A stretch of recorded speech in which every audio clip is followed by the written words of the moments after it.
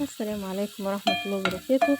يلا بينا نعمل مع بعض النهاردة الخميس كده هنشوح حبة خضرة وحبة بصل مع بعض في حلة واحدة، وهنعمل احلى قلقاس ان شاء الله. وبعدين هتجيبي معلقة توم كده من اللي احنا مفرزينه في الفريزر وتحطيها معاهم وتنزلي عليها بالكزبرة وتشوحي لحد ما تطلع ريحة الطشة معانا، ريحة تجنن كده تملى البيت وتفحفح البيت.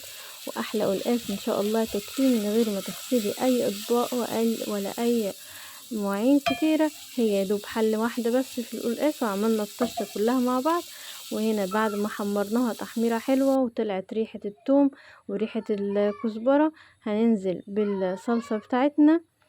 وبعد ما تنزل بالصلصة بتاعتنا وتغلي غلوة كده، هتجيبي القلقاس بتاعك بعد ما تغسليه وتقطعيه وهتنزلي بيه في الحلة زي ما انت شايفة كده. وفي الوقت ده بتبقى اللحمة بتاعتنا اتسلقت وطابت واتهرت كده في السلق عشان تاخد من طعم القلقاس وتبقى طعمها جميل.